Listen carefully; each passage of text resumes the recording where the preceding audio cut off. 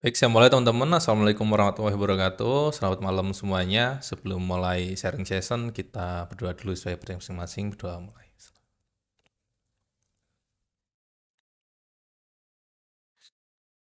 Oke, cukup. Saya coba share screen dulu. Baik semuanya, kita masuk ke materi untuk sharing session malam ini. Jadi untuk materinya dengan tema belajar bareng, Flutter Fundamental dan belajar efektif menggunakan AI. Nanti besok lah kita coba praktek menggunakan ChatGPT dan atau Gemini gitu untuk support kita dalam belajar Flutter gitu. Nah, sebelumnya mungkin perkenalan dulu karena mungkin hampir 50% itu yang join ke sini itu baru gitu ya. Saya cek banyak nomor-nomor baru. Nah, mungkin perkenalan dulu, nama saya Syaful Bahri, teman-teman bisa manggil saya Mas Bahri. Untuk experience pengalaman saya sekarang usia di 35 ya, dan saya masuk kuliah itu 2008, lulus 2012, langsung ke dunia IT lah gitu, di coding. Saya dulu kuliah di informatika di Yogyakarta, 4 tahun di Yogyakarta, terus habis itu langsung merantau ke Jakarta ya, 2012 ke Jakarta, 2013, terus 2015 itu saya balik ke Jogja, join ke Gojek. Waktu itu Gojek ada kantor di Jogja. Terus 2017 saya pindah karena resign dari Gojek, pindah ke Atmatek. Terus 2019 tech lead di sampingan itu sudah remote, saya kerja remote dari 2018 itu, sempat di motoran waktu itu namanya. Terus 2012 ada COVID gitu kan, saya pindah ke Wuhu. Terus 2023 itu saya full untuk ngehandle Jago Flutter gitu. Jadi saya sudah nggak ikut perusahaan orang, jadi saya membuka sendiri. Dan waktu itu untuk awal-awal saya proyekan sama ngehandle course di Flutter Intensive Club ya, FIC. Karena FIC kan waktu itu udah mulai dari 2022 akhir lah gitu. Nah, setelah 2024 saya diajakin teman untuk jadi co-founder dan CTO di PT Hin. Ini produknya pakai driver.com, teman-teman bisa cek juga, itu sudah jalan, udah profit, dan sudah jalan hampir 2 tahun gitu kan. Dan saya di sana untuk ngehandle IT-nya gitu. Untuk portofolio seperti ini teman-teman bisa connect atau follow, kita connect aja, nanti saya approve juga gitu. Yang mau minta di fallback juga bilang aja, japri aja, nanti DM aja, saya fallback gitu, karena kadang saya skip gitu kan. Ya, untuk YouTube-nya ini salam kenal semuanya. Lalu untuk aktivitasnya sendiri itu sekarang saya full di Jago Flutter. Itu selain core saya juga ada project, kayak tadi sempat saya share, saya ada, kalau project yang jalan sekarang mungkin ada sekitar 7 gitu. Nah, cuman nggak saya pegang sendiri ya, karena saya ada beberapa freelance gitu kan. Jadi ada satu megang satu, ada satu megang dua gitu. Jadi bisa membagi waktu gitu, nggak yang hectic di situ gitu. Tapi tetap tetap ini ya, tetap apa itu, tetap sih, tetap hectic lah gitu kan. Makanya jarang update status atau jarang bikin konten gitu, karena udah pusing gitu. Kadang mau bikin konten nggak sempet, tiba-tiba udah malam pagi lagi gitu kan, ngurus ini meeting gitu dan lain-lain gitu. Jadi apa, kalau temen-temen lihat orang yang ngonten terus ya, itu ya emang dia manajemen waktunya bagus atau lagi nggak ada kerjaan gitu mungkin ya. Tapi umumnya kalau lagi hectic itu agak susah ya ngupdate status ya gitu, seperti itu. Tapi kalau saya, wah Mas Bari ada satu setiap hari gitu, wah lagi nggak ada kerjaan gitu. Ya itu antara dua nggak ada kerjaan atau sudah dihandle sama tim lain gitu. Jadi tetap apa, kita positive thinking aja gitu. Nah, sama saya juga aktif di FIC gitu kan, Flutter Institute Club. Sama satu lagi saya punya program namanya AFC ya, aplikatif Flutter Club juga. Nah, itu sudah jalan dari 2023 ya, dari 2022 akhir sampai sekarang, dari FSC batch 1 sampai terakhir itu udah di 23 gitu. AFC-nya juga udah sampai ke AFC 3 gitu. Nah, itu, dan yang join sudah apa ya, udah hampir di 3.000 sampai 5.000 lah. Kalau untuk sama free event itu ada 5 ribuan. Kalau yang apa, FIC-nya itu di 3 ribuan, salah itu data yang saya dapat gitu, membernya. Nah, untuk selain saya proyekan sama course itu, saya juga ngehandle mentoring juga ya. Ketika ada yang request dan ada yang eh, mengundang itu saya apa bisa diskusi dan saya siapkan materinya dan saya siap datang gitu. Dan untuk beberapa yang sudah pernah saya handle itu saya terakhir itu di PPKD itu Pusat Pelatihan Kerja Daerah Jakarta itu bulan kemarin di awal bulan ini ya kalau saya tanggal 3 ya tanggal 3 Juli itu kemarin saya ke Jakarta. Terus saya juga ngendel apa itu ada private class di Petrokimia Kayaku di Gresik itu online. Kalau yang ini udah selesai, baru selesai kemarin Senin itu sore kelasnya itu jam 4 sampai jam 7 malam. Jadi nanti maghribnya istirahat, sholat dulu, habis itu lanjut lagi sampai adzan isya, habis itu selesai. Lalu 2014 Desember itu saya 1 minggu di Jakarta itu ngehandle private class di PT Indolife Pensiun Tama. Ini anak perusahaannya Salim Grup, kantornya di depan Jalan Sudirman. Ini kemarin saya tiap hari jalan kaki, soalnya kan dari hotel sama kantor itu deket ya, gitu, lewat patungnya Jenderal Sudirman itu. Terus 2023 pernah juga ngehandle untuk Bank Jatim. Jadi Bank Jatim dia private untuk sertifikasi lah, tim IT-nya itu sertifikasi Flutter waktu itu. Terus pernah juga di Walk Indonesia di Bali, saya pernah ke Bali juga 2 hari. Terus PT Aston ini, kalau Aston ini dia datang ke Jogja gitu karena Salatiga ya, agak deket gitu. Selain itu saya juga ngisi seminar-seminar di kampus. Jadi teman-teman kalau ada event kampus ya mungkin di sini dari mahasiswa yang perlu apa itu pembicara, mungkin saya juga terbuka untuk sharing gitu teman-teman. Pernah di UAD, terus di UTY, pernah di Amikom juga, terus UGM juga, terus STTA ini kampus saya alma mater. Terus pernah di Atmajaya juga ya teman-teman. Karena ya saya di Jogja gitu, jadi lebih dekat gitu. Terus akhir Agustus ini saya juga diundang untuk ngisi pelatihan di UNEJ ya, UNJ Jember, Universitas Negeri Jember gitu. Jadi teman-teman kalau dari kampus yang mau mengundang atau sharing tentang Flutter atau teknologi bebas, feel free aja bisa hubungi saya gitu. Oh ya tahun kemarin juga saya sempat ngisi di IDN Solo itu untuk SMK programming. Saya datang ke sana di Karanganyar lah, itu di Karanganyar posisinya. Sama IDN di Bogor juga saya ngisi 1 minggu di sana gitu, nginep di Bogornya itu di Jonggol ya, di Jonggol itu. Itu kalau yang di Bogor itu dia politeknik gitu. Jadi teman-teman yang ada keperluan mentoring saya juga siap untuk datang. Dan untuk materinya itu juga fleksibel ya, sesuai request gitu. Ada yang pengennya basic, ada yang langsung expert gitu, ada yang clean arsitektur gitu, ada yang based on study case gitu. Jadi macam-macam itu untuk aktivitas sekarang. Nah, untuk roadmap sendiri, ini roadmap yang sering saya share ya dari awal sampai sekarang masih relevan ya menurutku ya. Mungkin beberapa yang apa bisa dioptimalkan lagi. Jadi kalau teman-teman baru belajar Flutter itu pertama pahami dulu bahasanya, karena emang ini bahasanya itu bukan bahasa yang umum kita dapat di kuliah gitu, atau sekolahan gitu. Kalau di kampus sekolahan mungkin kan Java atau mungkin C gitu atau PHP gitu atau JavaScript gitu. Kalau Dart ini bahasa sendiri gitu, namanya Dart ya, Dart language gitu. Cuman dia sintaknya itu mirip dengan Java, mirip JavaScript gitu. Jadi gak susah, yang penting dicoba dulu ya kan. Dipahami dulu, dicobain satu-satu. Nah, kalau feel-nya udah dapet, nah nanti ke Flutter-nya enak gitu. Karena Flutter ini dibangun dengan bahasa Dart gitu teman-teman. Jadi Flutter ini kan framework ya, framework kan dia butuh bahasa. Nah, bahasanya dia dibuat menggunakan Dart, ceritanya kayak gitu. Nah, jadi pahami dulu language-nya. Nah, untuk belajar ini sebenarnya nggak harus install dulu, bisa ke datpad.dev gitu ini. Nah, terus bisa aja belajar basic sama advance-nya gitu.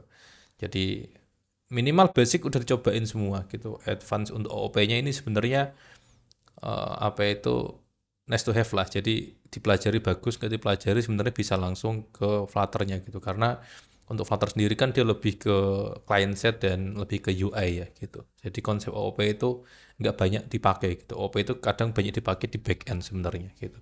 Kalau di front end-nya itu lebih ke tampilan kan gitu sebenarnya. Sama logic ketika diklik-klik jadi UX-nya lah. UI sama UX-nya yang penting untuk di Flutter-nya gitu. Nah, setelah itu selain language teman-teman perlu bisa install, minimal harus bisa install dan install ini harus bisa sendiri ya. Jangan manja gitu. Manja tuh diinstalin orang, apalagi joki ya. Joki untuk install Flutter ya jangan gitu. Harus bisa sendiri gitu kan harus. Ibaratnya kalau teman-teman belajar komputer tuh harus bisa ngidupin dan matiin komputer sendiri. Masa ngidupin harus tanya orang sama matiin harus tanya orang. Nah, itu Flutter. Jadi teman-teman ujian pertama belajar Flutter itu instalasi.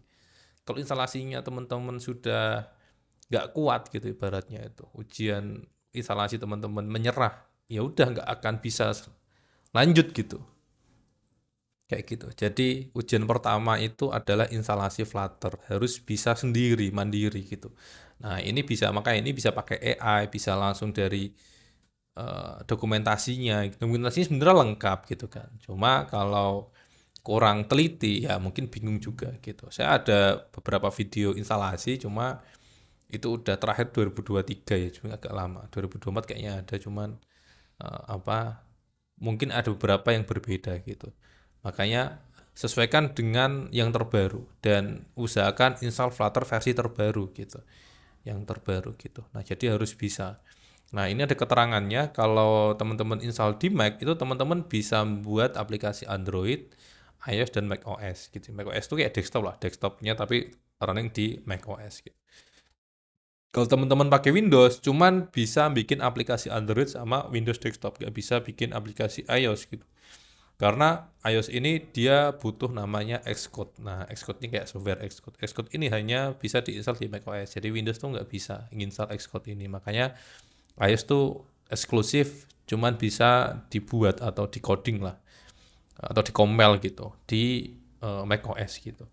Tapi kalau teman-teman bikin aplikasi Android di Windows terus pengen jadiin iOS ya tinggal pindah aja kodenya ke MacBook atau iMac gitu ya. Pokoknya yang macOS terus tinggal di deploy di running aja gitu. Di simulator namanya di simulator. Tinggal konfigurasinya ada yang kurang apa enggak kayak notifikasi kadang kan butuh tambahan dan lain-lain. Kalau udah bisa dirilis gitu. Jadi ngodingnya tetap sama karena satu Flutter ya, satu source code kan, satu code base ini kan bisa jadi iOS sama Android. Asalkan Androidnya jadi, iOS-nya tinggal di testing aja di pakai macOS gitu. Lebih ke sana. Kalau teman pakai Linux ya cuman bisa Android juga sama Linux gitu. Kalau pengen ke iOS ya tinggal source code-nya tadi di running aja dipindah ke MacBook atau iMac gitu. Intinya yang macOS, base-nya macOS gitu. Yang ada Xcode-nya dan bisa diinstal Xcode versi terakhir ya gitu. Karena Xcode versi terakhir dia seringnya minta macOS versi terakhir gitu. Nah, macOS versi terakhir itu kadang hanya bisa diinstal di MacBook tahun sekian ke atas kayak gitu-gitu sih. Jadi kayak tahun 2019 ke bawah udah nggak bisa nih kayak gitu. Kadang ada seperti itu. Jadi teman-teman kalau mau beli MacBook itu harus dilihat juga nih supportnya sampai kapan gitu. Kalau enggak ya kadang nggak bisa diinstal macOS versi terakhir karena nggak bisa diinstal macOS versi terakhir, nggak bisa diinstal Xcode versi terakhir gitu. Efeknya apa? Nggak bisa untuk nge-compile aplikasi iOS gitu. Jadi kan sayang aja gitu kan. Ke sana sih arahnya. Jadi untuk persiapan kadang ada yang nanya, Mas saya mau belajar Flutter, beli MacBooknya seperti apa gitu. Kalau MacBook 2017 masih bagus nggak? Itu kan gitu kan. Saya ditawarin nih MacBook 2016 nih spek ini harga 3 juta kadang gitu-gitu kan. Masih worth it nggak gitu ya. Kalau saya sih ya cari aja yang di atas tahun 2020 dengan gitu kan. Cari aja yang sudah apa itu Apple Silicon untuk prosesornya kayak gitu. Hal seperti itu. Jadi itu untuk sistem operasinya dan tentang Flutter-nya gitu. Nah, lalu setelah itu teman-teman create aja project pertamanya. Nah, dari situ nanti teman-teman kan lihat banyak folder gitu. Nah, itu dipelajari aja. Oh, ini folder apa sih gitu. Minimal tahu ya kan. Jadi biar tahu mana yang kadang dihapus, kadang nggak dihapus. Ini perlu dipertahankan, ini enggak gitu. Jadi paling nggak tahu gitu. Nah, setelah itu belajar aja simple untuk belajar stateful sama stateless widget gitu. Nah, ini adalah basic state management. Jadi kayak apa sih stateless gitu kan. Jadi kan itu selalu jadi pembahasan awal gitu. Nah, dicobain aja gitu. Kayak bisa aja tanya-tanya ke AI gitu kan. Terus dicobain. Intinya tuh cobain kok. Kalau cuman dibaca, diresapi, dipahami susah gitu. Memang harus dilakukan gitu, harus praktek ya teman-teman ya gitu. Harus praktek gitu. Kayak mungkin ya kayak di kehidupan nyata lah gitu. Kayak bisa yang kita diceritain bahwa oh apa itu jatuh cinta itu sakit nah gitu kan ya. Kalau nggak dipraktekin ya wah ya nggak bisa ngerasain gitu. Setelah dirasain oh ditolak nah itu kan sakit gitu. Nah, pokoknya harus dipraktekin gitu. Banyak praktek gitu, banyak praktek. Jadi sebenarnya kan software atau dunia software atau di dunia teknologi itu kan ya representasi di dunia nyata gitu. Dipraktekin aja gitu. Banyak ngoding lah gitu. Banyak ngoding. Jadi kuncinya di situ sih gitu. Makanya kan ada yang namanya oh kalau mau ekspor tuh paling enggak eh, ngoding 10.000 jam gitu. Ada kan, ada yang kayak membuat penelitian gitu. Nah, makanya oh ya targetnya berarti target lah 100 jam ngoding nah gitu. 1000 jam ngoding 10.000 jam. Apakah itu masih relevan gitu? Ya relevan aja daripada nggak ngoding gitu kan. Bisa dijadiin target ya teman-teman itu. Nah, setelah itu teman-teman paling nggak paham tentang Git ya, simple Git lah, bisa Git clone gitu kan, Git push gitu, Git pull gitu, Git commit gitu. Nah, yang basic aja ya, basic Git gitu. Karena ya source code yang kita buat itu ya 100% ya, 99% itu ya kalau pengen kita publish atau kita pengen share ke orang lain ya lewatnya GitHub gitu. Lewat GitHub dan itu ya base-nya Git gitu. Atau kan gitu ceritanya. Jadi minimal Git bisa karena Flutter sendiri juga dia open source dan ada di GitHub gitu. Dan ketika awal-awal kita install Flutter pun juga diwajibkan untuk install Git ya di komputer kita. Gitu. Jadi minimal paham dan apalagi kalau udah kerja itu udah wajib wajib ngerti Git ya. Teman-teman pengen jadi junior tuh wajib juga, junior wajib. Teman-teman junior terus interview user tanya kamu pernah pakai Git gitu nggak pernah ya udah 90% nggak akan masuk gitu.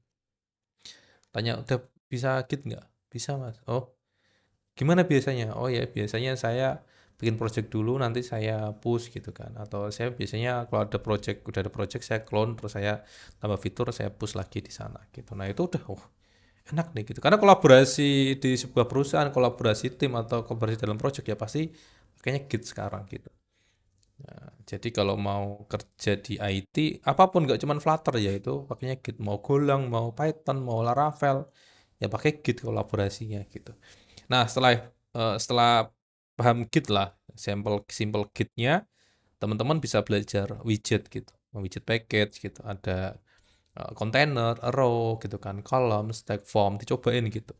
Responsive layouting dan lain-lain. Jadi itu dicobain gitu. Kalau saya biasanya ada saya kelompokkan gitu. Oh, ini untuk basic widget harus tahu gitu kan. Nanti ada layouting widget itu dia yang biasanya untuk nge-handle layout. Jadi kayak kolom row itu kan nge-handle layout ya. Bagaimana dia ke atas, ke bawah, ke samping, ke kiri gitu. Nah, itu kan layout. Nah, kalau form itu nanti teman-teman belajar tentang inputnya teks gitu. Terus dropdown, ada namanya radio button, checkbox gitu kan. Terus switch gitu-gitu. Nah, paling nggak paham gitu. Nah, karena ya kita punya apps pasti ada inputnya gitu. Minimal ada login aja butuh ya, butuh username, butuh password gitu kan. Butuh checkbox mungkin untuk apa term and condition gitu-gitu. Nah, jadi minimal harus tahu itu gitu. Nah, nanti ada juga untuk bagaimana kita pindah-pindah page gitu kan.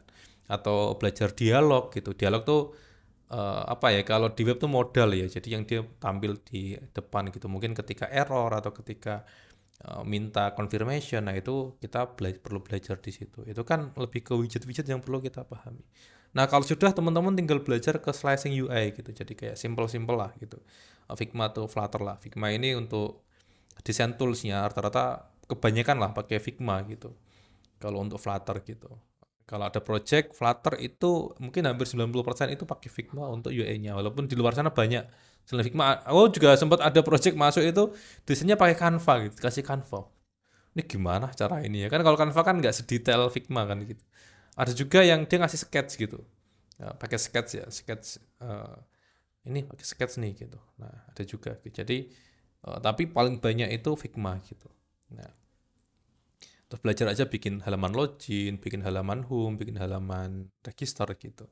Nah, lalu setelah itu sambil belajar nanti akan paham tentang konsep mungkin desain prinsipal, desain pattern gitu. Ya, itu kan bagian dari proses coding ya gitu. Kadang kita coding kayak semuanya numpuk di satu file gitu kan gitu. Nah, karena kita kayak merasa kok gini ya, kayak ada yang salah gitu kan. Nah, akhirnya konsep kenal namanya design principle. Oh, ini akhirnya design pattern. Oh, gini. Akhirnya bisa dipisah-pisah gitu kan. Oh, ternyata ada yang namanya reusable widget, ada yang namanya apa gitu kan, override dan lain-lain. Jadi lebih rapi gitu. Ini intinya gitu, lebih rapi, codingannya lebih rapi, lebih enak dibaca gitu kan, lebih maintainable gitu, lebih ke sana gitu. Nggak pakai desain-desain, nggak pakai ini sih bisa aja, cuman kan apa itu susah untuk di maintenance gitu ya, yang paham cuman kita sendiri gitu. Jalan sih jalan, tapi nggak bisa jangka panjang gitu. Kayak gitu. Nah, setelah itu belajar namanya JSON and serialization gitu. Ini konsep tentang eh, tipe data JSON. Ini kan yang tipe data yang bakal dipakai untuk komunikasi data antara klien dan server gitu.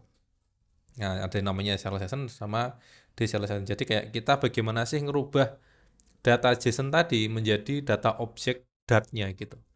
Nah, supaya bisa diproses sama Flutter gitu. Atau kebalikannya dari data yang diproses sama Flutter menjadi string JSON supaya bisa dikirim ke backend. Di backend diproses, disimpan database atau dibuat apa gitu. Jadi JSON ini juga penting gitu. Kalau kita udah paham tentang JSON session, ketika kita belajar networking, REST API, pakai HTTP, pakai DO, itu lebih mudah gitu. Karena kita udah tahu konsepnya. Oh iya, berarti kalau dari server mau masuk ke Flutter-nya, kita harus ke Flutter. Berarti dia konsepnya deserialization gitu. Dari string jadiin objek gitu kan.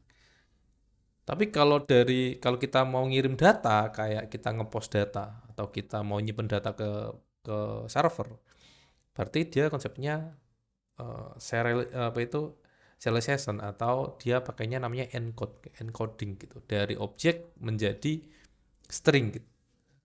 String JSON ya ini ya, supaya di backend nanti bisa diterima, diproses, lalu mungkin bisa masuk database gitu untuk validasi dan lain-lain gitu. Nah, ini yang kadang kebalik gitu. Kita belum belajar JSON, langsung masuk ke networking REST API. Nah, akhirnya kayak buntu gitu. Ini apa sih? Kok ada yang itu JSON from JSON gitu kan kadang kan. JSON itu apa gitu kan. Kok bisa-bisa ada name, ada foto, gitu kan, ada URL. Apa sih gitu kan. Nah, karena mungkin kelewat gitu. Jadi ini dulu baru belajar ini gitu. Jadi stepnya gitu. Nah, kalau sudah bisa networking ya kita bisa ngirim data, nerima data, bisa nyimpen data, kan enak gitu. Jadi kita bisa bikin apps yang sudah online gitu. Nah, cuman online doang kadang nggak cukup. Kita harus bisa yang offline juga, offline. Nah, offline itu maksudnya apa? Kita perlu belajar lokal data di sini. Ada namanya share preference, ada namanya Flutter Secure Storage dan lain-lain gitu. Ini untuk apa? Untuk nyimpen session atau untuk nyimpen data-data primitif ya. Kayak mungkin token bisa taruh di sini gitu. Supaya apa? Kadang kalau kita urusannya sama apps yang butuh security tinggi ya kita harus nyimpen tokennya gitu. Supaya ketika appsnya dibuka, kita nggak perlu login lagi gitu. Tokennya sudah ada, tokennya masih valid, dia udah bisa masuk ke homepage-nya gitu, nggak perlu login lagi. Nah, itu tokennya nyimpennya di local storage gitu. Nah, setelah itu kalau ini kan lebih ke local storage yang tipe data-data kecil gitu. Nah, kalau kita butuh penyimpanan di lokal dengan data yang terstruktur ya, kayak data order gitu kan, entah data history. Nah, itu kita bisa pakai local database. Jadi database itu nggak cuma di server atau database nggak cuma MySQL gitu, tapi ternyata ada juga database yang sifatnya itu lebih kecil gitu. Namanya SQLite gitu. Di handphone, tiap handphone ada, di Android, di iOS itu ada SQLite gitu kan. Nah, kita bisa belajar itu untuk nyimpen data-data yang terstruktur gitu. Nah, setelah itu ketika nah ini bisa dipakai untuk kalau saya pakai di POS yang mode offline gitu. Kalau kita ada POS mode offline, nah itu nyimpennya itu di situ semua kayak nyimpen data produk, nyimpen data order, history, data printer, data apa itu saya taruh di local storage itu, di local database gitu. Nah, setelah itu teman-teman bisa aja belajar Firebase. Ini fungsinya untuk apa? Pengganti API atau pengganti backend gitu. Kalau teman-teman belum bisa back end seperti framework back end yang sekarang kayak Laravel, Golang gitu-gitu kan tadi kita ngobrol Python. Nah, kita bisa pakai back end-nya si Firebase. Jadi Firebase ini sudah bisa jadi back end, kayak udah apa itu platform as service lah gitu. Jadi udah tinggal pakai gitu backend. Jadi dia nyediain database namanya Firestore gitu. Dia nyediain autentikasi juga gitu. Jadi bisa login pakai username password, bisa login pakai Google, pakai Facebook gitu. Itu diurus sama Firebase Out gitu. Kita juga bisa ngirim push notifikasi ke handphone, itu pakainya cloud messaging gitu. Nah, setelah bisa itu pun kita bisa membuat sampai situ tanpa state management gitu. Nah, state management itu apa? State management ini satu library untuk ngurusin state. State itu dia lebih semacam apa ya? Aliran data lah gitu.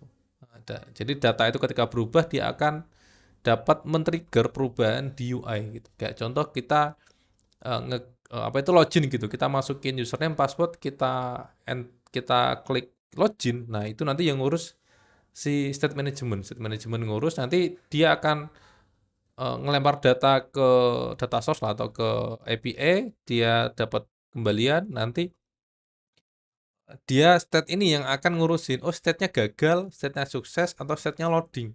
Kalau state-nya loading, nanti buttonnya akan ganti loading, ketika sukses, dia akan dilempar ke homepage. Nah gitu, itu kan state ya. Nah itu yang ngurusin namanya state management. Kalau ketika error, ya nanti akan muncul dialog gitu. Mungkin username password Anda salah, nah itu di state management ngurusinnya gitu. Itu baru simple di login. Ada juga yang urusannya mungkin nanti untuk ngurusin table, ngurusin form ini, ngurusin next gitu kan, ngurusin loading, oke macam-macam lah, ngurusin pull down gitu, ngurusin searching. Nah, itu semua kan butuh state management namanya. Kayak gitu. Kayak klik ke payment, nah dan lain. Jadi kayak ngurusin perubahan UI. Nah, itu namanya state management gitu. Kenapa perlu di manage gitu? Karena perpindahan data tadi itu sangat kompleks gitu, kalau operasinya kompleks gitu. Jadi ketika ada data di patch A terus mau dipakai di patch B, nah kadang kan gitu kan. Atau data di patch A mau dipakai di data patch Z gitu. Kalau kita nggak pakai state management itu sangat rumit gitu. Bagaimana melempar data ini ke patch-patch selanjutnya gitu.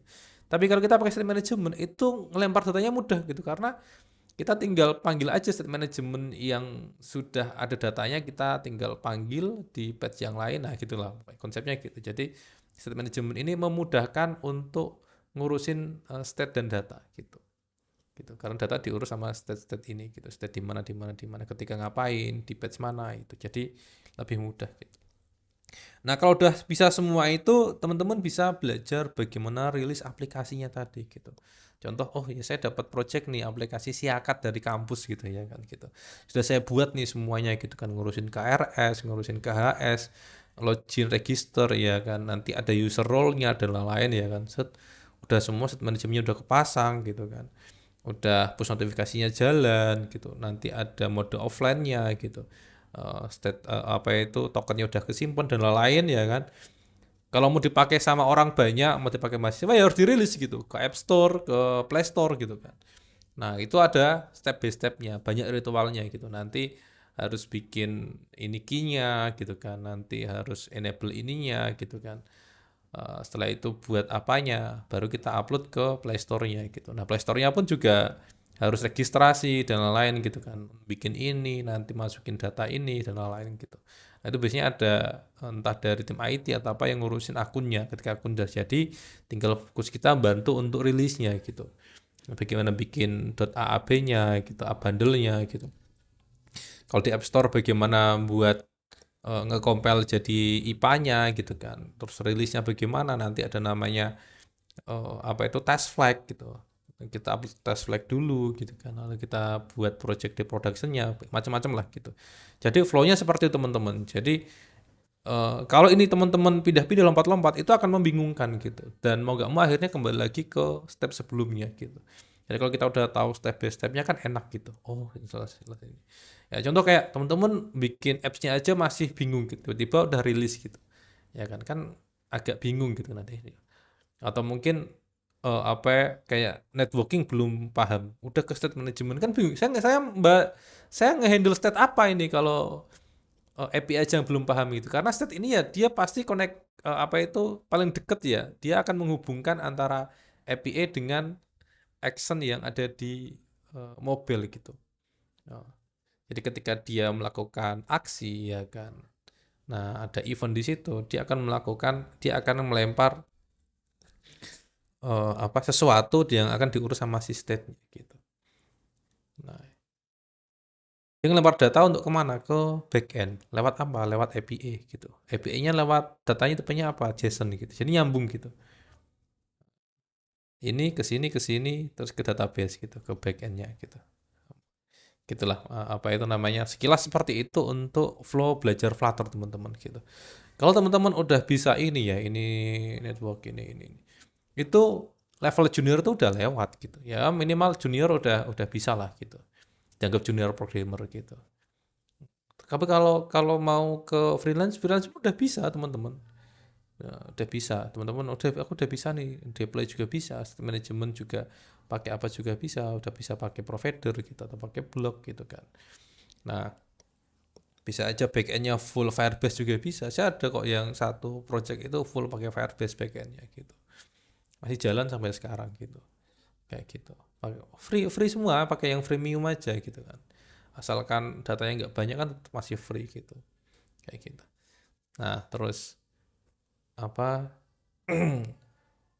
FIC juga banyak yang pakai log full offline juga ada. AFC 2 itu PS full offline itu saya pakai skillet ini gitu teman-teman gitu. Kalau network ini udah di tiap FIC kadang apa itu udah pakai HTTP gitu. Ada yang FIC untuk bikin e-commerce, ke online shop gitu kan. Kemarin ada yang dokter, ayo dokter gitu kan. Ada yang wisata gitu gitu. Jadi flow-nya seperti itu gitu. Nah, ini kita masuk ke tanya jawab dulu aja ya. Oh, sebelum tanya jawab kita foto dulu mumpung masih banyak ya. Nanti kalau jam 10 udah pada bubar ya. Kita foto dulu sama-sama. Nah, cukup lah ya. Thank you. Ya, kita tanya jawab dulu ya kan. Tanya jawab dulu sebelum masuk ke Flutter basicnya ya gitu. Jadi kalau tadi yang saya lihat itu kan banyak juga yang masih baru 1 tahun ya, masih baru belajar gitu. Nah, jadi kita nanti belajar tipis-tipis lah untuk Flutter basicnya gitu. Ini apa ini? Flyway ya. Barangkali di sini ada yang sudah berpengalaman buat project UMKM. Ini ada Mas Emir nih. Nah, itu wajib ain. Wajib apa nih? Ini ya, yang Git tadi ya, wajib ya. Ya kan? Izin Mas Bari untuk yang private source kalau kerja private course ya. Kalau kerja di perusahaan saya bisa pakai Tortoise SVN. Oh, penggantinya Git ya, ya kan. Tapi SVN itu kan zaman ini ya, zaman bapak saya. Iya, zaman dulu pakai SVN ya. Cuman sekarang Git ya. Git juga bisa kok private kok ya. Kan Git juga private gitu. Iya, Tortoise. Iya kan SVN udah lama banget kan? Iya kan. Dia dia agak susah nih kalau kolaborasi bisa, cuman kalau konflik itu agak ini ya. Beneran konflik ya kalau konflik. Kalau Git kan resolve-nya lebih gampang, resolve konflik gitu. INV, bagaimana cara agar code kita tidak bisa di decode atau reverse engineering? Ya ada beberapa cara, cuman kalau hackernya canggih tetap bisa sih gitu ya. Jadi lebih ke aman aja di sisi backend sih gitu sebenarnya ya gitu. Cara agar code kita di encrypt. Saya juga ada project yang datanya saya encrypt. Jadi ketika saya ngirim data, itu datanya saya encrypt gitu. Nah, ketika di encrypt kan otomatis ketika di scanning ya. Kan sebenarnya apps Flutter itu kan bisa di temper ya atau di scan habis itu di stop gitu kan. Di stop dia lihat API-nya apa, ngirim apa gitu. Nanti datanya diganti diteruskan. Itu bisa seperti itu. Seringnya pakai cara itu kan gitu. Banyak toolsnya sih gitu kan. Nah, itu datanya yang dia mau ganti itu kan kalau kalau yang dikirim itu cuma JSON murni ya, JSON plain text JSON gitu. Itu kan bisa ganti kan kayak mungkin ID-nya diganti, statusnya diganti gitu. atau datanya diganti. Nah, kalau yang kita kirim itu encrypt kan mereka bingung gantinya gitu. Ketika satu teks aja diganti, itu udah pasti ditolak sama backend karena eh, decode-nya di backend ya atau apa decrypt ya, decrypt-nya pasti pasti salah gitu. Kayak gitu. Jadi ada banyak teknik sih gitu. Saya ada satu project yang saya kasih itu gitu karena emang rawan di temper bahasanya, di temper gitu. Namanya apa ya? MIT ya, betul. Man in the middle lah itu ya. Apa sih istilahnya sih kalau di jaringan itu? Man in the middle ya gitu. Tapi kok enggak woman in the middle ya? Man in the middle. Sekarang Verbase storage sudah dibatasi Mas, harus versi plannya kalau nggak salah. Iya, kalau kayaknya harus kita ini ya input kartu kredit gitu kan. Nggak apa-apa masukin aja. Aku pakai Genius kok itu, bikin masukin terus pakai yang paling basic aja gitu. Kalau untuk latihan kan pasti masih freemium ya, susah gitu. Maaf Mas, bisa on cam lagi bermasalah. Oh, nggak apa-apa Kang Faisal. Halo, ini Novin. Nah tuh banyak nih kalau ciwi-ciwi kita bikin jago Flutter ini aja apa itu yang jago Flutter woman kayak gitu kan. Nanti pada langsung asal join nanti kan. Asal join. Yang cowok-cowok itu kameranya. Om Bari mau tanya, pernah main Flutter Flow nggak Om? Ada project yang pakai Flutter Flow nggak? Aku belum ya, belum nyobain Flutter Flow gitu. Ya sempet pengen ya, cuman sampai sekarang belum gitu. Satu dia kan modelnya subscription ya, jadi emang harus modal dari awal gitu. Yang free kayaknya ada, cuman tetap pasti terbatas gitu. Terus eh, sempet ya diskusi ya di bukan di internal, di grup seperti ini kita zoom gitu terus diskusi. Kalian tertarik nggak Flutter Flow atau kita coding aja? Mayoritas bilang coding, coding, coding, coding gitu. Jadi kayaknya emang apa itu eh mayoritas di Jago Flutter itu lebih suka yang coding gitu. Maksudnya pengennya yang ya kita coding sendiri gitu, nggak pakai yang model-model generator gitu. Gitu. Tapi kalau teman-teman mau nyobain juga bagus. Aku pernah waktu itu pengen cuman belum kesampaian gitu. Apalagi sekarang ada AI ya, apa itu vibe coding gitu ya. Nah itu vibe coding sendiri kalau di ranah Flutter itu belum ada yang bagus ya aku lihat ya gitu. Bahkan apa Lovable aja dia belum support ya. Aku sempat nyobain ya. Belum support juga. Terus apa gitu. Nah, ya mungkin si Flutterflow ini mau ambil di situ karena dia kan sudah punya banyak engine-nya ya sama paket-paketnya ya gitu. Cuman saya belum ya, belum ke sana gitu. Flutterflow. Cuman worth it lah untuk dicobain itu masih worth it gitu. Soalnya pengembangannya masih lanjut terus. Terus saya nggak tahu ya budget mereka sampai kapan gitu ya. Problemnya itu kalau mereka belum belum apa itu belum dapat market fit-nya, tiba-tiba uang sudah habis, itu pasti bubar gitu. Gitu. Nah, problemnya kalau ini bubar, dia kan nggak open source ya, ya kan? Kalau ini bubar. Project-project kita yang dibangun dengan Flutter Flow itu gimana nasibnya gitu. Itu sih. Kayak gitu. Nah, karena mereka kan profit oriented ya. Jadi nggak di open source dan komunitasnya pun juga belum belum besar gitu komunitas Flutter Flow gitu. Nah, problemnya di situ gitu. Karena dia startup statusnya startup tapi backingannya itu Y Kombinator nggak salah. Y Kombinator itu kan besar ya gitu. Yang ngebackingi Airbnb gitu. Backingi apa lagi ya? PayPal apa ya kayak ngebackingin. Cuman ya yang gagal juga pasti banyak gitu. Nah, cuman so far sih yang aku lihat apa GDE yang ada di dalam ya Google Developer Expert-nya Flutter yang ada di Flutterflow itu lumayan banyak gitu. Jadi apa cuma ya beberapa gede-gede India gitu yang masuk ke sana gitu. Nah, jadi antara ini GDE-nya beneran expert gitu atau enggak, nah itu yang kita lihat gitu kan gitu perkembangannya. Tentang Flutterflow ya dari menurutku ya. Flutterflow kayaknya enakan main di UI. Nah, terlalu banyak bayar-bayar gitu lah. Pak, bagaimana caranya agar kita tahu kalau kode kita tuh udah clean dan ada nggak tipsnya atau mungkin tulisnya gitu? Maksudnya biar prosesnya tidak berat mungkin seperti memuat web view yang ada videonya dan fotonya lah. Dan apa ya? Ikuti best practice-nya aja ya gitu. Kalau soal berat dan enggaknya itu, kalau untuk case-nya ini ya web view terus video gitu. Kalau kita udah ikutin package-nya kan pasti package-nya biasanya Flutter web view gitu kan. Kita udah ikutin aturannya dan tetap berat ya itu bukan di Flutter-nya gitu ya. Emang apa mungkin eh, RAM di handphonenya yang kurang gitu nah lain gitu. Kalau soal clean itu kan ya apa ya?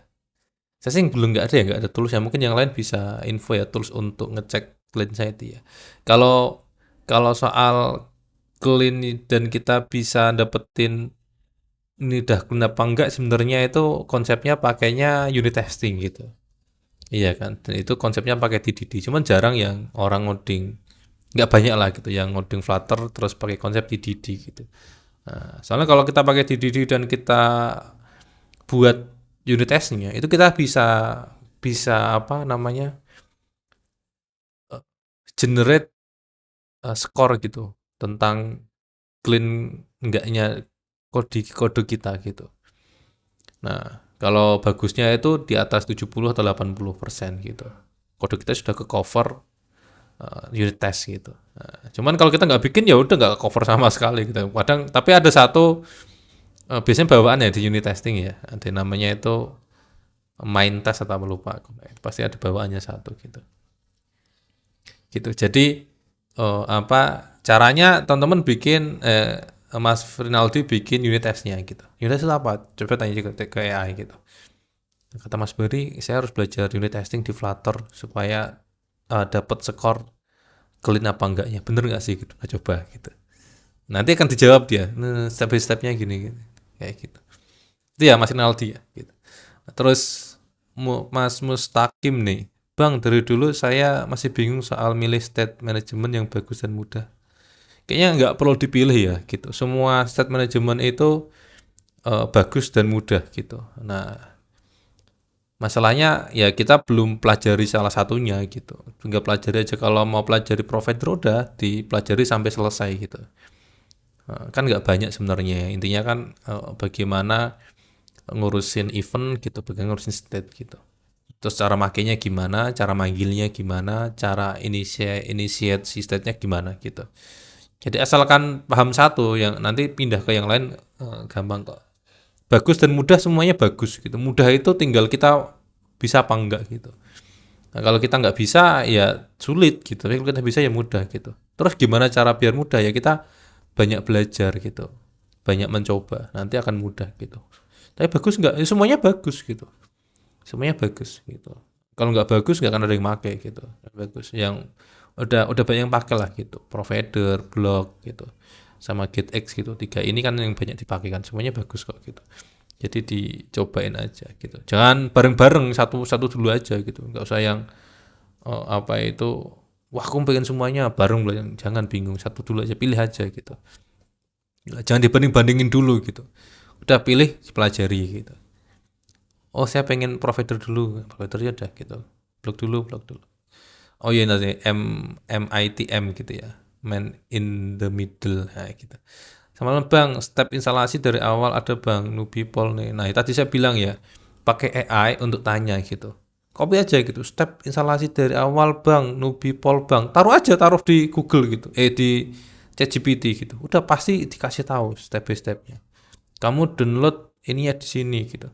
Kalau nggak paham, bahkan kalian screenshot aja. Ketika error kamu screenshot, kamu kirim. Saking kita males banget ya, males kopas ya, kita screenshot upload gitu. Gitu. Pasti akan dilayani gitu. Kalau nanya ke saya ya saya juga bingung. Saya pasti bilang itu loh ikuti aja apa itu di flutter.dev gitu. Ikuti aja di situ gitu kan. Step by stepnya gitu. Mau nyubi mau nggak nyubi sama stepnya sama gitu. Nggak bisa yang saya nyubi stepnya akhirnya diperpendek nggak bisa gitu. Mau nyubi nggak nyubi stepnya sama gitu. Jadi harus diikuti gitu. Gitu ya Mas Black Magic ya gitu. Jadi harus ikuti step by stepnya tadi. Ada di flutter.dev ini ya, coba ya. Ini coba saya share screen. Oh, ini.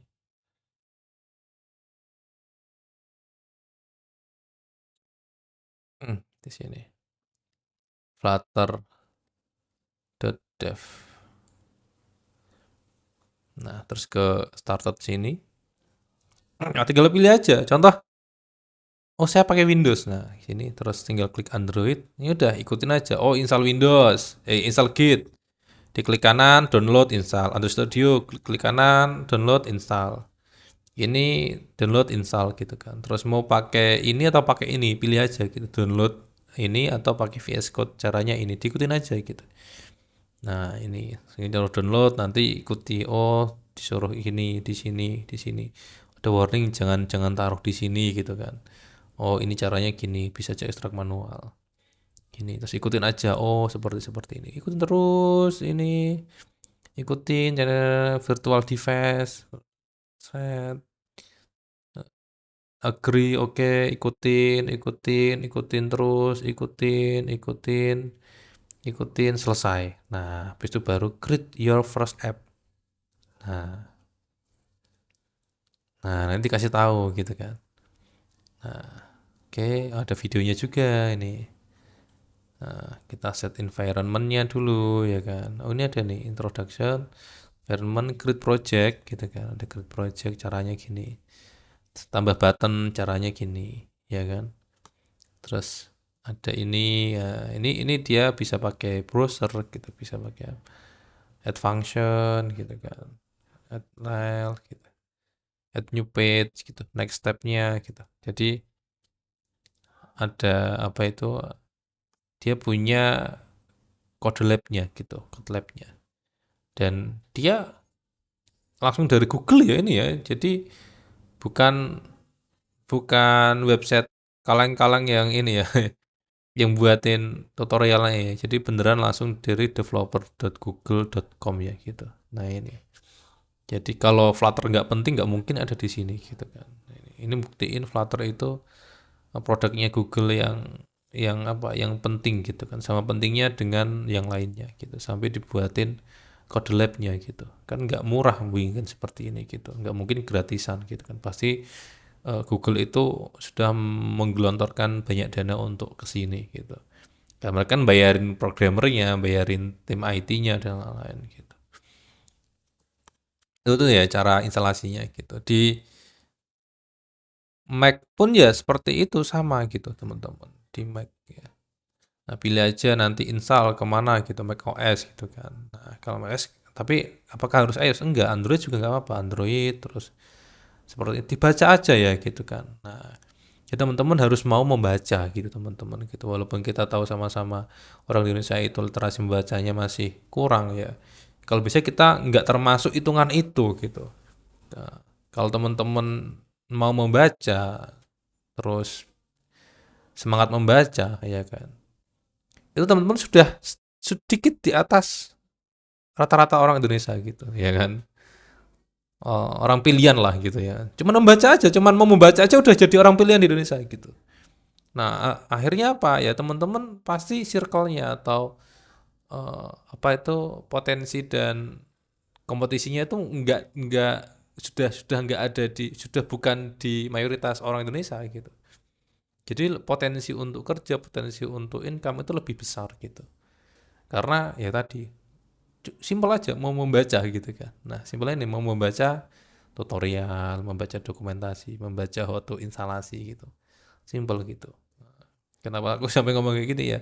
Soalnya ya tetap banyak yang tidak membacanya gitu. Maunya langsung jadi gitu. Nah, padahal prosesnya gitu. Hmm.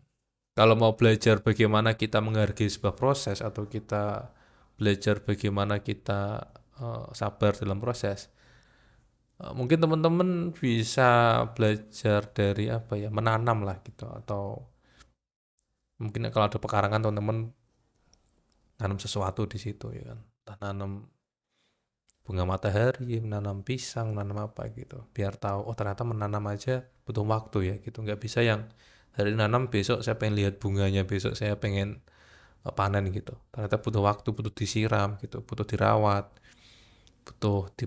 butuh di apa itu dicek gitu. Nah, belajar pun sama gitu. Ya butuh dibaca, butuh di apa itu dipraktekin gitu. Butuh dianalisis, butuh di cek errornya apa kayak gitu. Dan teman-teman harus harus siap untuk error gitu. Harus dari awal tuh sudah sadar bahwa saya coding tuh pasti error gitu. Lebih cepat error lebih bagus gitu. Lebih bagus error sekarang daripada error nanti ketika di waktu yang sangat-sangat penting gitu. Gitu ya teman-teman. Jadi eh, entah entah faktor apa itu Indonesia kadang orang itu takut salah gitu. Mungkin karena di rumah itu sering dimarahin eh, orang rumah ketika salah ya akhirnya kebawa gitu ke dunia IT gitu. Ketika coding takut salah akhirnya nggak di coding gitu, mending diem aja gitu. Diem kan nggak error ya gitu, tapi kan nggak praktek ya gimana bisa gitu kan gitu. Jadi mentalnya harus dirubah berbeda gitu gitu. Jadi harus berani salah gitu. Salah satu filosofi atau value yang saya dapat dari Gojek itu konsepnya kenapa dia bisa sangat cepat berkembang karena mereka nggak takut salah gitu. Coding aja sesukamu gitu kan. Salah ya udah yang penting tahu benernya yang mana gitu. Karena kalau kita nggak tahu salahnya di mana, nggak tahu yang bener gimana gitu. Ketika salah kode itu menyebabkan error dan menyebabkan kerugian perusahaan, ya nggak apa-apa gitu. Tinggal tahu errornya apa, di fixing, besoknya bisa jadi untung gitu. Segitunya. Sampai sekarang pun masih saya pakai gitu. Mending salah, mending saya banyak banyak diskusi atau banyak calon project, calon klien masuk ya kan. Ketika diskusi ternyata gagal ya nggak apa-apa gitu. Gagal nggak jadi deal nggak masalah gitu. Soalnya besok tinggal meeting lagi. Oh kemarin salahnya di mana? Mungkin negoku yang salah, mungkin cara pricingnya, mungkin apa itu caranya salah dan diperbaiki. Akhirnya mungkin dari 4 kali meeting klien satu deal gitu.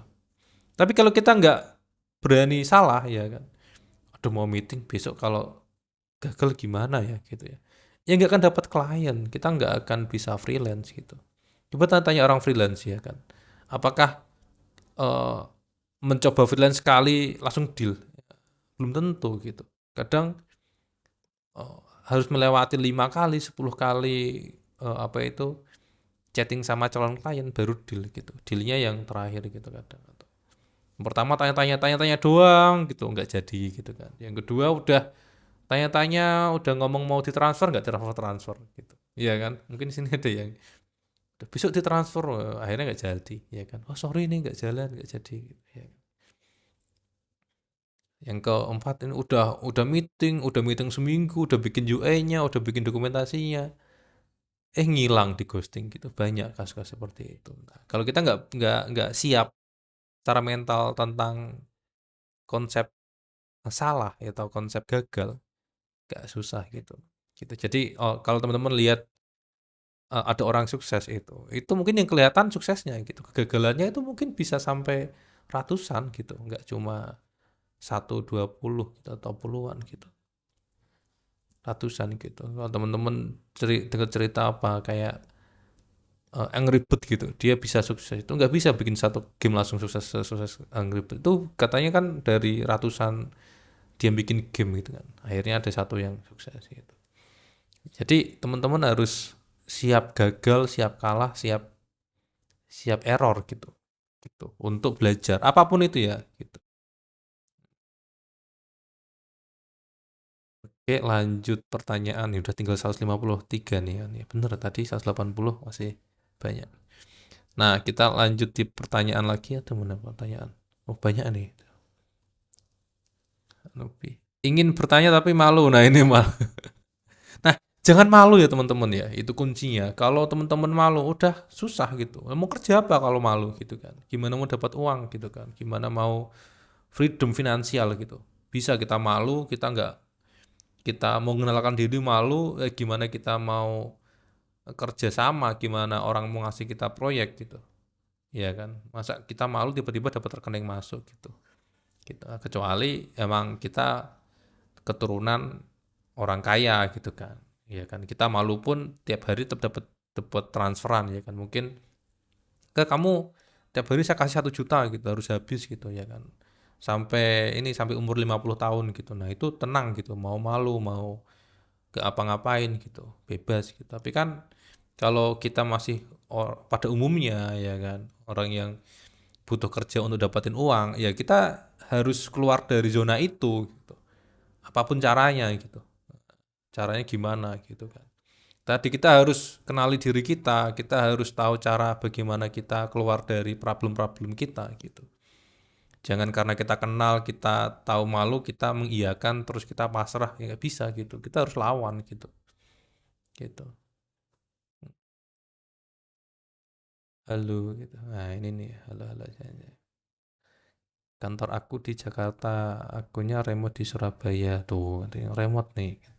Malam Mas Bahari mau tanya, jika sudah lama tidak ngoding karena kesibukan lain tapi tetap ingin tahu perkembangan teknologi Flutter, adakah tips agar tetap tahu perkembangan Flutter terbaru ya Mas ya, thanks. Ya, contoh sesibuk apapun kan kita juga ada sosial media, mungkin LinkedIn, mungkin apa. Nah, kalau LinkedIn mungkin bisa aja follow namanya itu Flutter Developer gitu. Itu ada satu komunitas besar, dia selalu update di situ gitu. Update ini dan lain-lain gitu. Cuman nggak update juga nggak apa-apa kalau nggak ngaruh sama kerjaan sebenarnya. Nanti kalau pas butuh, oh udah sampai sini, tinggal lanjut lagi gitu. Jadi apa perkembangannya itu tinggal dicek terakhir, oh masih aktif, masih rame, masih ini, oke lanjut gitu. Kalau enggak, oh yang sekarang rame apa gitu. Jadi ikuti perkembangan teknologi pada umumnya gitu, lebih gitu. Kalau emang nggak terlalu terikat dengan Flutter ya gitu, kayak gitu. Karena potensi income ya kan, rezeki itu ya banyak jalurnya gitu. Jalur Flutter, jalur Laravel, jalur macam-macam gitu kan, jalur web, jalur mobile apps gitu kan. Nah, jadi realistis aja gitu. Nah, cuman kalau mau tetap terhubung dengan Flutter, contoh kalau aktif di LinkedIn, maksudnya minimal jadi silent reader ya, follow aja akun Flutter Developer namanya itu, gitu. Atau kalau di Facebook juga ada Flutter Developer gitu. Penerapan microservice di Flutter itu gimana ya Pak ya? Microservice mungkin modular ya gitu. Jadi kalau nggak modular, kalau pengen apa kalau pakai class extractor itu namanya feature force gitu. Jadi bikin foldernya itu per feature gitu bisa. Atau kalau emang pengen benar-benar terpisah projectnya tiap service itu project itu bisa namanya modular gitu. Nanti disatuin dengan ada package namanya Melos gitu. Jadi ada namanya modularity di Flutter gitu. Pelajari. Cuman sebelum ke sana ya kita harus bisa Flutter normalnya dulu gitu. Normal bikin apps bisa baru modular gitu. Tapi kalau Flutter normal belum bisa ke modular ya tambah bingung gitu. Gitu. Cuman bisa namanya modular. Saya pernah ngisi yang tadi di Bali itu aku ngisi modularity di sana. Lalu kira-kira ada komunitas Flutter gamer Jakarta dan sekitarnya kah? Gitu. Telegram aja ya gitu. Gitu. Kayaknya kalau yang kopdar-kopdar gitu jarang. Lalu Women in Flutter, wah ini nih, terpanggil. Nah itu ada Irwan Fahruzi. Ini cewek Irwan Fahruzi. Cowok nih Irwan. Ya. Tes. Nah, kalau bar tinggal cocok nggak ya? Redux bisa dipakai di Flutter. Kayaknya Redux itu ada versi Flutternya nggak ya? Aku belum pernah nyoba. Ya, Redux ini lebih ke React Native ya. Pas sudah link absensinya, nggak ada absensi ya di sini. Ini kan sharing session ya. Jadi nggak perlu absen. Nggak ada. Santai ya kita ya. Nggak ini kok. Nggak ada sertifikatnya juga kok. Gitu. Dan nggak ada laporan ke kampus ya ini. Kita sharing aja tentang Flutter gitu. Sama bagaimana belajar yang efektif. Sama nanti bagaimana sih emang bisa ya dapetin income gitu. Maksudnya mulai belajar Flutter dari awal itu harus dari mana rekomendasi kelas untuk pemula ya. Terus dikasih ke Flutter oke itu bahas. Sebenarnya tahun lalu tuh saya sempat bikin roadmap ya, belajar Flutter ya, mastering Flutter gitu, 6 bulan gitu, ada gitu. Nah, apa kalau mau dicoba itu juga bisa. Mungkin apa ya? Ya emang harus nyiapin waktu sih itu tiap ada 6 bulan berarti ya gitu.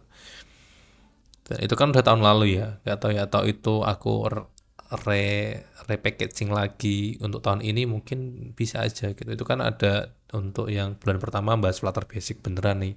1 bulan tuh bahas Flutter Basic, bulan kedua bahas set management, nanti itu bahas REST API, bahas apa itu map dan lain-lain, bahas arsitektur gitu ada. Itu. Join Jadwal Flutter ada tutorial dari awal termasuk instalasi. Bismillah dapat komisi. Nah, jangan males lihat doc English sih. Nah, gitu. Bener tuh. Ya. Pernah coba Flutter Flame nggak, Pak? Flame ini kalau nggak salah untuk game ya, nggak sih? Iya nggak sih? Lupa aku. Belum pernah, cuman sempet lihat ya, gitu. Ya karena kesibukan ya kalau kalau nggak sibuk, bukan nggak sibuk ya. Kalau emang tertarik di game dan pengen nyobain mungkin. Cuma saya kan juga saya tipe programmer yang nggak banyak ngegame ya atau nggak suka ngegame ya gitu. Jadi nggak belum aku coba gitu. Jadi apa ya programmer yang dia udah bapak gitu ya. Terus ngurus di rumah ya urusannya lumayan gitu kan. Ngurusin kantor, ngurusin komunitas, macam-macam gitu. Kurang lebih. Ayo kalau mau buat bagus tuh kalau mau sharing session itu. Ya udah mau jam 10 langsung ke tujuan awal sharing belajar Flutter.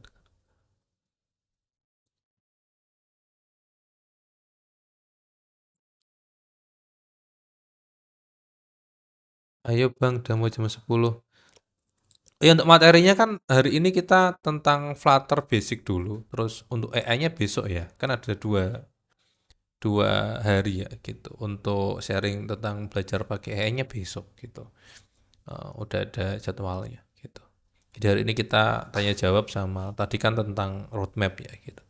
Pernah install berhasil tapi lupa lagi. Maybe namanya ngoding perlu terus berlatih ya Bang. Atau iya, diulang gitu. Bahkan ada yang kemarin di FSC 7 itu ada yang ngulang sampai 8 pas 10 ya lupa. Mungkin ada yang share di sini ya gitu. Bahkan diulang-ulang ulang-ulang gitu. Emang repetition ya gitu. Gak bisa yang sekali langsung gitu. Sering. Kalau yang bingung doc pakai bahasa Inggris, nah bisa pakai extension translate. Nah itu bisa ditranslate. Tips buat fix error ya, jangan panik tapi dibaca errornya. Nah itu juga ketika ada error. Oke, kadang di ghosting. Nah, itu yang tadi apa itu? Freelance ya.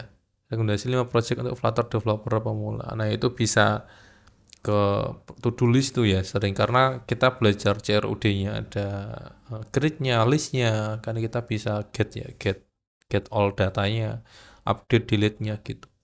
Minimal itu kita paham nanti tinggal dikembangin gitu. Oh, bikin aplikasi toko buku, perpustakaan gitu. Lebih enak. Relate sih freelance makan banget. Lihat sih kalau freelance makan banget di ghosting. Ya itu udah makanan jadi apa tinggal kita bagaimana menyikapinya gitu. Biasanya kalau aku ya udah ghosting besok dapat yang lebih besar gitu aja. Jadi vibes-nya tetap positif gitu. Untuk Jago Flutter perangkat dan speknya apa ya untuk Jago Flutter? Kalau apa lebih nyaman sih ya pakai MacBook ya gitu. Cara tracking baca alur suatu foto project. Nah itu trackingnya di main.dat ya, di main.dat terus nanti diarahnya ke mana kemana kemana gitu. Untuk tangani user sekitar 5.000 apa masih aman menggunakan Laravel? Oh itu Pak Prima ya itu ya, cuman Pak Prima itu 5.000 user, 5.000 user aman ya? Harusnya sih tetap aman ya 5.000 user itu. 5.000 user kan kadang yang aktif nggak 5.000 ya, yang aktif bareng paling berapa persen ya? 30% paling. Cowok ya kan refer. Nah ini code buat Andrea juga bagus nih ada struktur project. Ada Pak, saya masih pakai. Nah itu Redux ada Flutter cuma nggak pernah pakai. Rekomendasi dan misal kita beli template Flutter karena UI tidak bisa didesain sendiri. Bisa juga gitu, bisa juga. Cuman kadang kan kalau kita beli template kita nggak tahu struktur di dalamnya kan gitu. Gitu loh. Saya kemarin juga sempat beli template ya di Code Canyon gitu karena udah bagus nih daripada desain sendiri. Setelah dibuka, jebret, wah ternyata dia pakai state management apa gitu kan. Harus kita konversi ulang gitu. Nah, cuman karena tahu kan akhirnya yang penting kita udah dapet kayak desainnya gitu. Tinggal kita perbaiki kode-kode yang nggak kita pakai gitu. Masih mau tanya untuk notifikasi mending WebSocket atau FCM ya. Kalau sekarang sih saya pakai one signal ya. Kalau mau yang beneran bakal sampai ya gitu. Cuman dia berbayar gitu, freemium sih. Cuman tetap bakal berbayar kalau banyak gitu. Gitu. Cuman worth it sih, pasti sampai gitu. Saya pakainya kalau free ya FCM, cuman kan nggak ada jaminan bakal sampai ya notifikasinya gitu. Jadi pakai one signal saya itu sekitar kalau dua sinyal dia dia pricingnya itu pakainya MUA ya MUA gitu, monthly user active gitu, tinggal berapa user yang pernah dikirimi gitu. Tips konsisten belajar mendapat motivasi belajar, tips menghadapi stress error. Tips konsisten belajar Flutter itu sebenarnya kalau aku belajar itu biasanya aku nge-challenge diri sendiri untuk bikin sesuatu. Jadi kayak seakan-akan kita dapat project, betul projectnya dari diri kita sendiri gitu. Nah, saya sering sebut namanya fun project gitu. Ya contoh, oh ya saya mau membuat aplikasi apa aplikasi siakat gitu. Udah cobain aja. Entah ada yang order atau enggak, buat aja sampai selesai sampai jadi gitu. Nanti kan konsisten belajar gitu. Oh, bikinnya seperti ini. Akhirnya nyari-nyari tahu gitu. Nah, salah satu kalau saya belajarnya ya saya bikin course gitu.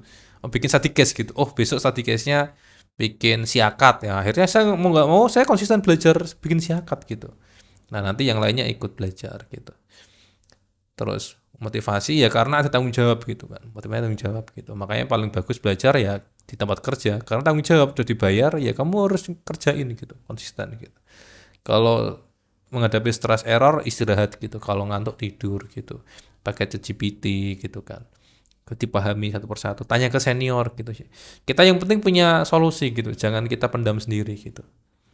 Jadi Mas rekomendasi kelas di Joko Flutter yang 6 bulan itu yang kelas mana ya? Ada namanya master ya, cuman apa ya aku nggak up karena itu kan tahun lalu ya, mungkin ada beberapa kode yang nggak jalan gitu. Gitu. Jadi biar apa yang ikut course aja kan dia soalnya ikut dari awal gitu kan. Mas kalau install dengan VS Code apa perlu Android Studio? Tetap perlu ya. Jadi Android Studio tetap perlu diinstal. Soalnya untuk ngehandle si Android SDK-nya itu perlu Android Studio gitu. Android SDK itu nanti untuk membuat emulator dan lain-lain gitu. Jadi Android Studio tetap wajib diinstal gitu. Walaupun kita ngodingnya nggak di Android Studio, ngodingnya di VS Code. Perbedaan SDK dan API level di Android kadang bingung. Banyak istilah di Android mana yang harus diupdate karena sering saya install di HP saya bisa diinstal dia nggak mungkin tips instalasi device di mana. Nah, API level itu kan sekarang itu di 35 kalau salah ya. 36 ada ya. Cuman kan standarnya sekarang 35 gitu yang stabil gitu. 35. Nah, itu sebenarnya ada tabelnya ya, tabel di Androidnya kayak oh Android Oreo itu dia IP berapa, Android ini IP berapa gitu kan. Jadi di supportnya IP berapa gitu ada gitu. Nah, kalau kalau apa itu namanya kok di HP ku keinstal HP lain nggak keinstal itu settingannya ada di min SDK gitu. Nah, kalau defaultnya di Flutter kita buat itu min SDK-nya juga ambil dari konfigurasi default gitu.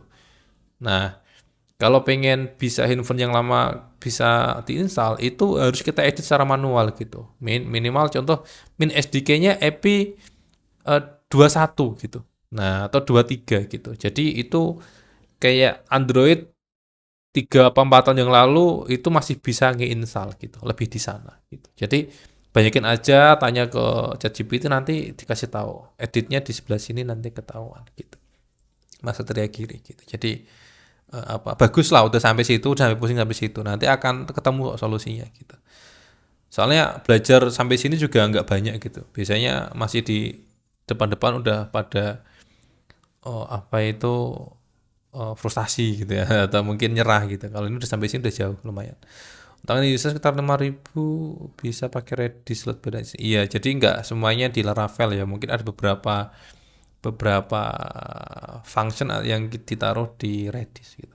Apakah ada kelas baru Pak, untuk pemula, benar-benar pemula. Nah, itu yang aku coba rancang ya aku gitu. Lihat dari antusiasme ini ya gitu mungkin. Tips ngoding biar nggak ngantuk dong. Kalau nggak ngantuk pakai kopi ya, minum kopi ya teman-teman ya. Kopinya yang murni. Ini americano lah, minimal americano atau kalau ini sih cold brew ya. Atau kalau teman-teman ke Indomaret Point itu ambil yang cold brew. Eh, iya cold brew ya, yang hitam itu ya, yang nggak ada gulanya gitu. Itu lumayan sih gitu. Teman-teman 2 jam 3 jam fokus bisa gitu. Apa namanya? Soal pahit enggak lah, lama-lama juga enggak pahit kok gitu.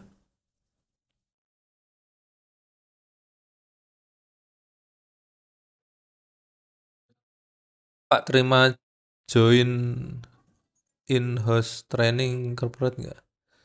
Iya, saya juga nerima ini ya, apa itu training host training ya. Jadi kayak tadi saya sempat share di PT Indolife itu juga in-house ya. Saya datang ke sana gitu. Datang ke sana. Yang Bang Jatin itu aku juga datang gitu. Datang.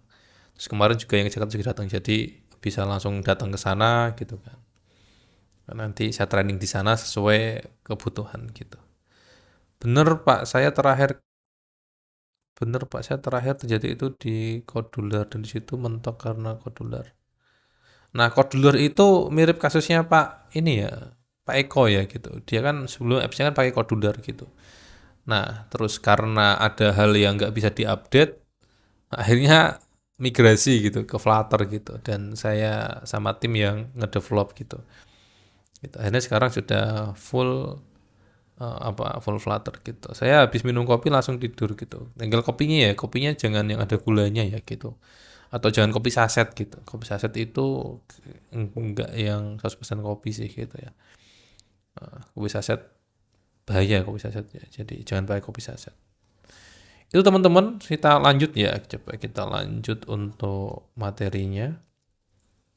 Nah, di sini itu untuk roadmap-nya. Nah, terus Flutter Basic. Nah, di sini Flutter Basic itu di modul ini kita akan berkenalan dengan Flutter, seperti bagaimana membuat project, memahami strukturnya, dan juga kodenya gitu. Nah, pertama kalau membuat project Flutter itu ada dua cara ya teman-teman ya. Bisa pakai terminal sama IDE atau VS Code lah gitu. Nah, kalau terakhir saya seringnya pakai VS Code ya. Gitu, untuk create project ya gitu. Nah, untuk terminal caranya seperti ini. Nanti saya share juga untuk PDF-nya ini. Lalu kalau VS Code caranya seperti ini. Saya pakai ini terus nanti new project gitu. Nah, paling di awal harus udah install extension Flutter-nya ya, teman-teman. Nah, lalu cara bukanya bisa kalau pakai terminal seperti ini nanti muncul seperti ini. Nah, cara jalaninya itu aplikasi Flutter itu untuk menjalankan aplikasi Flutter di sistem operasi Android menggunakan emulator kita perlu memastikan dulu nih apakah Android SDK-nya sudah terinstall apa belum gitu. Nah, teman-teman bisa pakai Flutter Doctor nanti kalau ini belum keinstall seperti ini berarti kita perlu urus Android toolchains-nya gitu. Nah, caranya gimana? Teman-teman install aja Android Studio-nya. Nah, terus teman-teman masuk ke virtual device ini. Nah, terus teman-teman tinggal add project ini add virtual device. Nah, pilih aja next. Nah, kalau udah jadi, nah teman-teman kalau ada ya problem, teman-teman bisa ke SDK Manager ini, terus dicentang ya ada namanya SDK Command Lines-nya ini, ya kan. Nah, setelah itu di sini teman-teman bisa ketikkan gitu. Nih, Flutter Android terus habis itu di enter terus di semua. Nanti akan muncul di sini. Nah, pakainya ini yang di sini pojok sini nanti akan muncul, diklik aja. Nah, habis itu baru run without debug gitu. Nah, setelah itu nanti baru running aplikasinya di emulator gitu teman-teman. Nah, di folder bawaannya itu ada beberapa folder. Ini teman-teman kalau mau memahaminya ini saya udah buat kayak eh, di sini ada folder Android, iOS, dan lain-lain. Itu adalah folder yang sudah disediakan khusus oleh Flutter supaya aplikasi yang kita buat bisa dijalankan di platform tersebut gitu. Nah, di sini nanti folder platform yang paling penting adalah Android dan juga iOS gitu. Yang lainnya biasanya aku hapus. Jadi Android sama iOS ini saya tetap kasih sama web ya. Linux, macOS sama Windows saya hapus biasanya. Nah, terus nanti ini ada kayak gini. Jadi konsepnya itu folder Android sendiri ada folder yang penting karena di dalamnya berisi project Android lengkap di mana kita dapat membuatnya tanpa Flutter. Namun di sini nanti Flutter SDK akan menggabungkan kode Flutter kita ke project Android-nya gitu. Kita bisa tulis kode Flutter kita terus dikompil ke kode asli. Pada dasarnya kode asli itu nanti akan disuntikkan ke dalam folder Android gitu. Nah, kita kan ngodingnya di lib ini kan. Nah, setelah jadi sebenarnya nanti ini library ini akan disuntikkan ke Android untuk jadi aplikasi Android gitu. Nah, makanya Android sama web ini hasilnya juga beda gitu. Web kan nanti jadinya JSON jadinya JS gitu kan. Kalau ini beneran jadi aplikasi Android gitu. Nah, terus folder IDE untuk apa? Ini bawaan diabaikan gitu. Dan terus juga diabaikan. Build ini folder penting karena folder ini nantinya akan menampung output dari aplikasi folder kita contohnya. Nanti, nah ini kalau kita, ini akan besar folder ini, size-nya gitu. Kalau teman-teman mau pindah, dihapus aja karena ketika kita running, dia akan build ulang gitu, akan buat baru. Gitu. Nah, terus ada folder lib. Nah, ini sangat penting ya, hampir 99% itu kerjaan kita ada di sini gitu. Nah, lib sendiri ini singkatan dari library atau artinya kode dat dan flutter yang ditulis di dalam library akan diartikan sebagai library yang disuntikan ke dalam platform tiap-tiap platform gitu. Bisa ditaruh di sini gitu, sesuai dengan platformnya gitu. Jadi folder ini adalah tempat kita menambah semua file dan tempat kita menulis kode. Jadi ini tempat ruang kerja kita lah gitu, lebih ini paling penting gitu. Nah, tes ini di awal nggak gitu penting gitu. Nah, ini kalau tadi aku membahas tentang unit testing, nah kode-kode unit testing kita tulisnya di folder test ini gitu. Nah, git ignore ini juga bawaannya nggak perlu diapa-apain gitu kan. Meta juga, conversation juga, ini juga. Jadi abaikan aja dulu. Pub spec, nah ini penting, ini penting. Nah, ini file yang sering kita gunakan juga. File ini mungkin kita akan mengelola sebagian besar preferensi gitu. Nah, kalau kita mau nambah package itu di sini juga gitu. Kita mengganti versi aplikasi gitu, ada di sini. Pubslog ini dia hasil dari .yaml gitu kan, kayak historinya ditaruh di sini. Readme ini untuk mungkin kita tulis aja keterangan dari project ini itu project apa, cara running-nya gimana, kita bisa tulis di readme gitu. Nah, seperti itu ya. Nah, terus kalau Flutter Basic sendiri itu kita bisa sebelum mulai layouting tampilan aplikasi, sebaiknya kita pahami dulu bagaimana Flutter bekerja nih mengelola berbagai widget menjadi tampilan aplikasi yang tersusun rapi. Jadi kita harus pahami dulu nih konsep kok bisa nih Flutter bikin tampilan seperti ini gitu. Itu gimana ceritanya sih gitu ya, secara teori itu gimana gitu. Nah, jadi teorinya itu gini, di Flutter itu kan nanti ada namanya void main gitu. Function, nah dalam project Flutter kita mempunyai main function namanya, main function.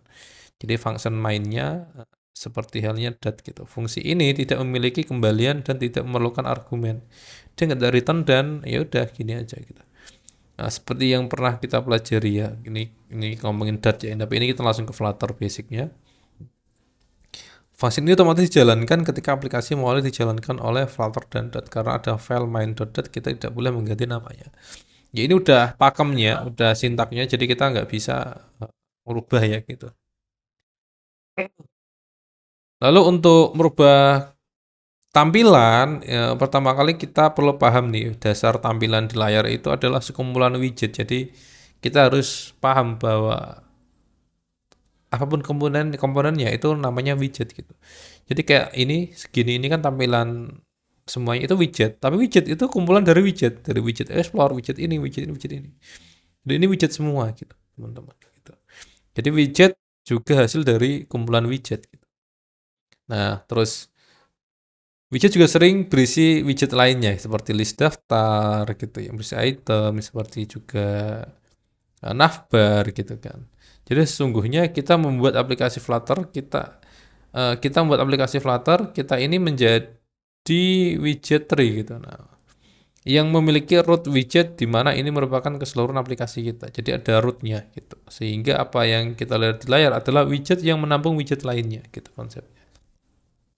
Nah, karena semua yang ada di Flutter itu adalah widget, nah sekarang kita waktunya kita untuk membuat widget kita sendiri. Contoh di sini kita buat widget baru gitu. Atau di sini kita namanya My Apps gitu kan. Untuk widget yang perlu membuat kelas widget adalah objek gitu. Dan kita memerlukan kelas untuk membuat objek. Jadi mari kita lihat ini baris ketujuh ini. Ini adalah contoh kelas yang nantinya akan menjadi objek widget gitu. Terus dia extend ke stateless gitu ceritanya. Nah, jadi sekarang kita lihat di map hanya menjadi sebuah kelas. Sedangkan widget yang benar-benar dapat kita lihat di layar bukanlah hal sepele gitu.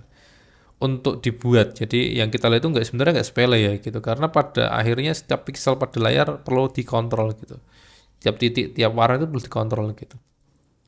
Nah, disinilah tugasnya si Flutter gitu. Flutter tugasnya itu untuk memastikan tadi eh, mengontrol pixel-pixel yang begitu rumitnya gitu. Nah, Flutter sudah memiliki function-function tersebut di balik layar gitu. Jadi kita tidak perlu menulisnya sendiri gitu untuk membuat spesifik tampilan yang rumit lah gitu.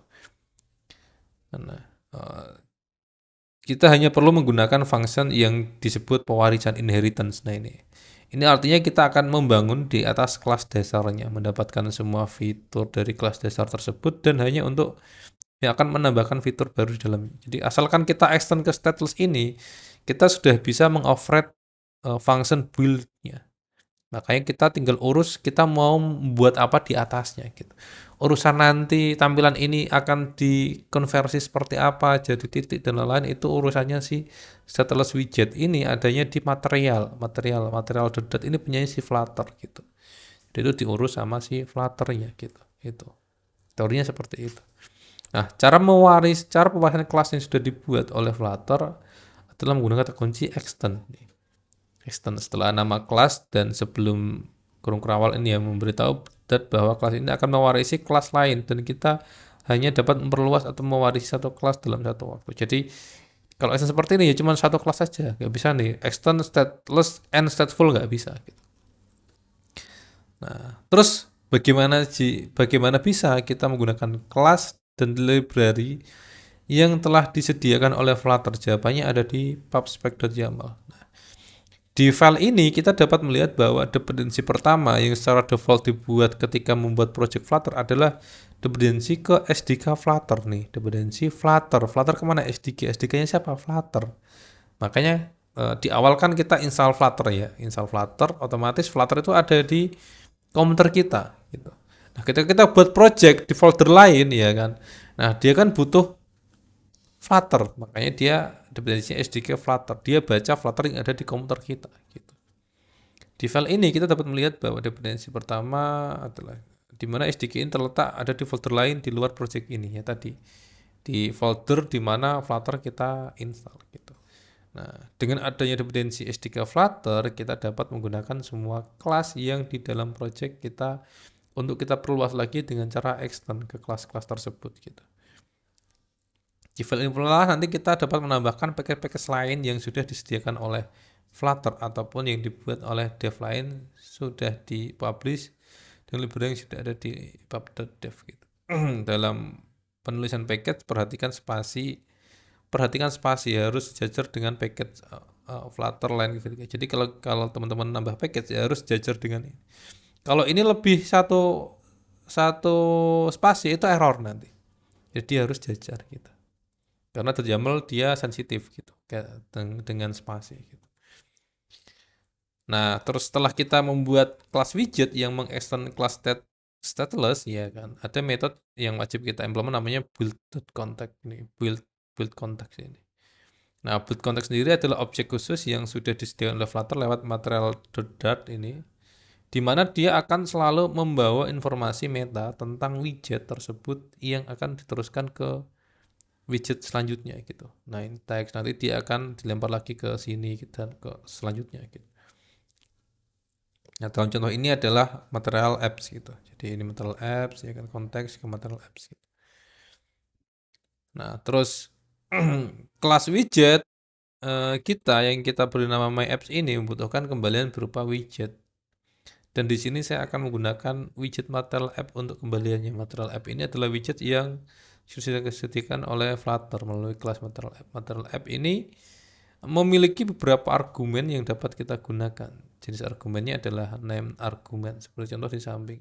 Saya menggunakan argumen home untuk memasukkan widget teks yang bertuliskan jago Flutter ke dalam material app yang nantinya akan diteruskan ke widget tree my apps. Lalu dieksekusi dengan run app dan akhirnya bisa tampil di layar. Jadi di sini ya kan di homepage ini ada jago Flutter gitu ya kan. Ngeriten sebuah widget. Jadi my apps ini dimasukkan ke dalam run app supaya tampil di layar gitu. Jadi prosesnya gitu.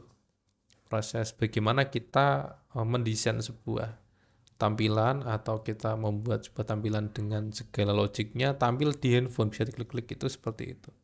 Jadi muaranya di sini run app ini. Kita membuat desain sebagus apapun kalau nggak ada run app ini ya nggak akan tampil apa-apa gitu. Gitu. Nah untuk menyambungkan widget yang kita buat sampai tampil layar kita butuh function yang sudah disediakan oleh Flutter app. Namanya run app ini. Run app function yang disediakan oleh Flutter untuk menjalankan aplikasi Flutter setelah aplikasi Android atau S diboot gitu. Alurnya dia akan mencoba mengambil widget tree yang kita buat dan menggambarnya ke layar yang berdasarkan pada widget tree tersebut. Jadi di sini dia akan menggambar teks jago Flutter ke layar gitu. Ini teks ya kan di return akan ditulis gitu. Nah, nanti tampilannya seperti ini kalau di running gitu. Nah, dalam tahap ini kita baru memperlihatkan bagaimana teks jago Flutter yang sebelumnya berupa string sekarang bisa tampil di layar. Belum memperdulikan tampilan layar ini indah atau enggak. Jadi kita ngomongin yang penting tampil dulu gitu. Kita belum ngomongin tentang oh ini gimana sih cara UI-nya atau stylingnya gitu. Nah, dari hasil yang kita lihat ini membuktikan bahwa fungsi dasar berjalan dengan baik dengan alur widget my apps yang kita buat dengan tambahan fitur yang disediakan oleh widget stateless berupa metode build diterima oleh fungsi utama untuk menjalankan aplikasi dengan bantuan run app gitu. Nah, untuk mendapat tampilan yang lebih bagus atau indah, kita dapat menggunakan widget lain untuk yang disediakan oleh Flutter, namanya scaffold. Home-nya kita, teksnya kita bungkus dengan scaffold. Scaffold ini dia ada function upbar sama body. Jadi teksnya kita taruh di body, terus kita kasih upbar. Scaffold ini mirip kalau kita bahasa Indonesia ini dia mirip kayak denah gitu. Jadi kayak kanvas putih lah gitu, kertas putih terus kita oret-oret di atasnya gitu. Gitu. Nah, kalau kita running nanti tampilannya udah bagus seperti ini. Ada headernya, ada teksnya gitu. Karena sudah kita bungkus dengan uh, tadi scaffold gitu. Nah, kita juga harus bangga tahu gitu di Flutter itu ada namanya visible widget sama invisible widget gitu. Nah, visible widget itu kayak widget-widget yang kita bisa lihat langsung kayak text, button, image gitu. Kalau invisible itu widget tapi kita nggak bisa lihat langsung kayak kontainer, kolom, row itu kan dia nggak bisa kita lihat, cuma kita bisa rasakan gitu. Oh, ada ternyata ada tumpukan data dari atas ke bawah. Oh, berarti ada kolom kayak gitu kan. Oh, ini kok ada kayak eh, apa itu jarak antar kiri dan kanan. Oh, ternyata itu dibungkus dengan kontainer gitu-gitu. Nah, terus konsep stateless sendiri dia kenapa dibilang stateless ya kan. Nah, state adalah data atau informasi yang digunakan aplikasi atau widget dalam aplikasi kita kayak ada informasi lah gitu yang bisa dilempar gitu. State sendiri terbagi menjadi dua, ada app state dan local state. App state itu ya state global, local state ini state yang ada di lokal. Stateless dan stateful ini masuk ke local state. Jadi state yang ya cuma ada di widget itu gitu. Stateless terdiri dari widget yang tidak memiliki state sehingga perubahan dari hasil render UI-nya itu ditentukan oleh inputan yang masuk ke dalam state. Jadi dia nggak bisa tiba-tiba merubah data dan atau tampilan di dalam widget itu gitu. Harus dipanggil oleh widget yang lain gitu.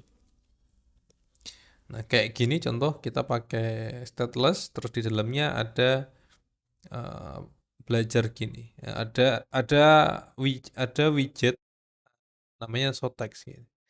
Nah, di sini dia action stateless. Jadi teks ini nggak akan bisa diganti. Udah, pokoknya ketika dipanggil ya udah selesai gitu. Nggak bisa berubah. Nah, kalau stateful dia punya state di dalam widgetnya gitu. Jadi dia bisa ngerender UI-nya lagi gitu. Contohnya di sini kita buat change time widget dia extend ke stateful gitu. Ini sintaknya ada seperti ini sintaknya. Nah, jadi ketika kita klik buttonnya dia akan bisa merubah value-nya di sini, time-nya gitu. Klik kan ganti, klik kan ganti, kan ganti. Karena di dalam widgetnya dia punya state lagi, punya namanya stateful. Jadi dia punya kayak punya nyawa gitu logikanya gitu. Nanti seperti ini. Ketika klik nanti akan berubah, ketika klik dia berubah. Gitu. Jadi dia bisa merender ulang UI-nya langsung gitu, tanpa harus kita merender parent-nya gitu atau widget sebelumnya gitu. Itulah stateful. Makanya kapan kita pakai stateful-less, kapan kita pakai stateful ya sesuaikan aja gitu. Cuman nggak perlu dipertentangkan, perbandingkan. Kita pakai stateful semua juga nggak apa-apa gitu. Nggak ngaruh gitu. Seperti itu teman-teman, ini untuk spotnya bisa di follow juga. Nah, teman-teman bisa hubungi juga saya di WhatsApp gitu kalau ada keperluan. Nah, itu untuk materi sharing session di malam ini tentang belajar Flutter basicnya ya kan, dan fundamentalnya paling nggak teman-teman paham tentang apa struktur foldernya ya kan, dan bagaimana sih sebuah kode Flutter itu bisa tampil di layar handphone kita gitu. Nah, besok kita coba belajar pakai AI ya kan, bisa pakai ChatGPT atau pakai Gemini gitu. Kalau ChatGPT kan kadang ada batasnya kan, sehari itu ada limitnya gitu. Nah, kalau Gemini kan lebih banyak ya untuk limitnya gitu. Jadi sebenarnya hampir sama ya dua-duanya gitu. Dua-duanya. Cuma nanti kita coba teman-teman lebih prefer kemana gitu. Itu ditentukan masing-masing gitu. Nah, jadi kayak belajar pakaiannya nanti, oh kalau belajar oh, widget itu yang penting apa dulu. Nah, terus kita coba praktek gitu. Yang praktek gitu. Jadi kita bisa punya asisten pribadi untuk menemani kita belajar Flutter supaya cepat untuk ekspor. Nah, gitu kan ceritanya gitu. Nah, terus Mas Bari lah, kalau kalau kita diajari cara belajar pakai AI cepat, nah Mas Bari bikin course ya nggak laku gitu ya. Ya, kalau saya kan apa bikin course itu ya tadi ya salah satu visi misinya ya saya juga ikut belajar ya kan. Terus teman-teman yang mau belajar via course juga tetap ada wadahnya. Terus course saya itu lebih ke study case gitu. Study case itu ya bagaimana sih menerapkan teknologi Flutter ini ke apa ke bisnis-bisnis yang sekarang jalan kayak bikin POS, bikin e-commerce, bikin aplikasi absensi dan lain-lain. Nah, itu kan beda gitu. Kalau belajar basic pakai AI bagus gitu kan. Tapi kalau sudah advance seperti itu pakai AI ya harus benar-benar komen promnya itu atau promnya itu benar-benar spesifik gitu dan nggak mudah gitu. Makanya tetap pasti ada yang bisa dikombinasikan gitu antara AI dan course gitu dan apapun itu. Jadi apa nggak ada masalah gitu. Nah, jadi teman-teman bisa belajar full pakai AI, bisa ikut course di sini, bisa ikut course di coding dan lain-lain karena semua itu niatnya ya kita belajar gitu. Belajar. Nah, kita belajar, akhirnya skillnya naik. Kalau skillnya naik, bisa bermanfaat gitu, bisa memberi gitu. Bermanfaat memberi kemana ya? Bisa ke memberi kontribusi ke kantor, bisa kontribusi ke proyek-proyek freelance, bisa kontribusi ke proyek kita sendiri kalau kita mau bikin produk gitu. Lebih ke sana. Intinya kan kita punya ilmu, kita punya skill, untuk apa ya? Untuk berkontribusi gitu. Kontribusi ke perusahaan ya kita dapat gaji, kontribusi ke freelance ya kita dapat apa itu bayaran gitu. Kontribusi ke produk ya kita bisa membuat produk sendiri, kita bisa jual gitu. Jadi apa namanya? Fokusnya bagaimana menambah ilmu gitu. Kayak gitu. Saya coba tanya, baca chatnya lagi apakah buat kelas bener gak sih kodular apa siap Pak, terima kasih. Kopi saset gula dengan kopi. Kopi kenangan americano jumbo no sugar tetap ngantuk. Kopi hitam murni, Pak. Nah, ini. Saran spek minimal PC, minimal RAM-nya 8 ya. Yang untuk Linux pernah coba Mas Bari, itu orang desktopnya Linux. Saya belum pernah yang desktop ya, saya mainnya di Android biasanya. Info PP atau apakah di share? Nanti di share ya. Pak, apakah harus pakai scaffold atau ada jenis widget lain untuk mirip yang ingin view baru? Scaffold sih bawaannya, jadi apa itu kita cari yang gampang aja. Tolong orang tanya jawab yang benar atau diam kalau mau ngelucu di Facebook aja. Oh, ada yang ini apa itu? Ada yang jawabnya ngasal apa?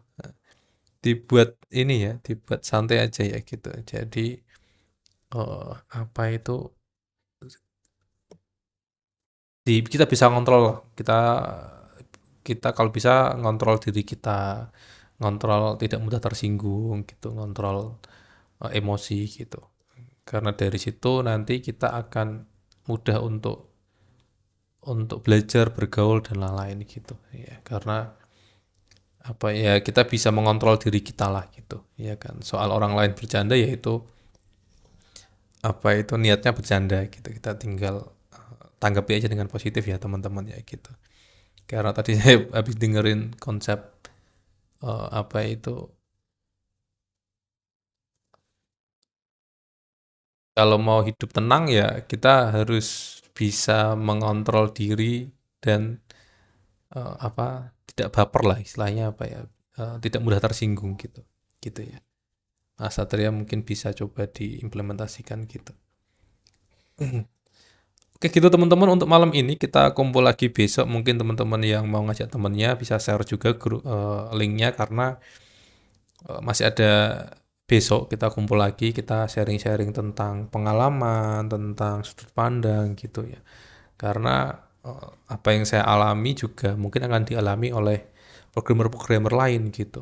Dan saya sendiri kan emang tadi untuk proses sampai sampai sini ya gitu, sampai saya di tahap ini ya dari junior programmer gitu kan, masuk ke senior, terus tech lead gitu kan, terus project VP gitu, CTO gitu kan. Terus saya jadi founder gitu kan. Secara nggak langsung ya CEO sendiri di perusahaan saya gitu kan. Terus apa? Saya pernah di vendor gitu kan. Terus perusahaan multinasional di startup gitu kan. Startup yang sampai unicorn juga pernah. Startup yang kecil gitu kan. Macam-macam juga pernah. Jadi saya ada pengalaman di sana gitu. Ketemu sama banyak orang gitu kan. Dan itu membentuk pola pikir juga gitu dan banyak teman tuh bagus gitu ya teman-teman ya gitu jadi jangan jangan milih-milih teman juga siapapun dirangkul diajak ngobrol terus jangan mudah tersinggung terus apa ya fokus ke diri kita jangan terlalu menyalahkan sekitar kita gitu kan yang nggak bisa kita kontrol ya abaikan kita fokus ke apa yang bisa kita kontrol gitu kayak belajar kan kita bisa kontrol ya belajar kita bisa kontrol pakai AI ikut seperti ini gitu kan belajar di mana ketemu sama siapa tanya bikin fun project itu kan kita bisa kontrol cuman kalau kita di luar kayak kita mengharapkan orang itu baik sama kita mengharapkan orang itu ngajar kita mengharapkan orang itu memberi kita apa gitu ya itu kan di luar kontrol kita ya itu abaikan aja gitu kita fokus ke diri kita sendiri untuk perbaikan diri kita sendiri gitu ya teman-teman gitu karena yang bisa merubah hidup kita ya diri kita gitu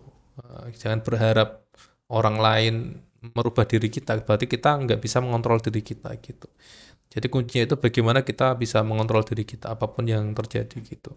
Kadang kan kita nggak sadar kita sedih, berarti kita dikontrol dengan rasa sedih kita gitu atau rasa bersalah kita. Harusnya kita yang bisa ngontrol gitu. Gitu. Kalau kita bisa ngontrol diri kita kan ya enak-enak aja gitu. Kita jalani ya belajar, udah tahu kenapa kita harus belajar ya kan. Lembur kenapa kita harus lembur gitu. Nggak tidur kenapa kita harus nggak tidur gitu.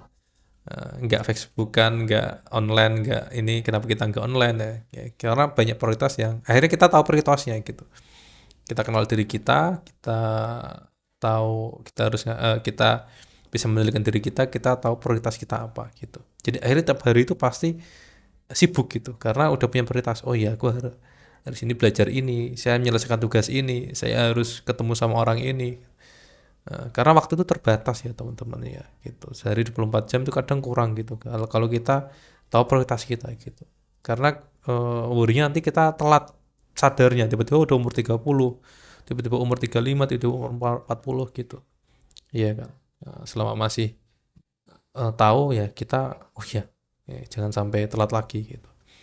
Gitu ya teman-teman. Kita kumpul besok dan untuk hari ini alhamdulillah kita bisa banyak belajar. Tadi kita udah belajar bagaimana belajar Flutternya, terus instalasinya bagaimana, terus Flutter tuh bagaimana runningnya.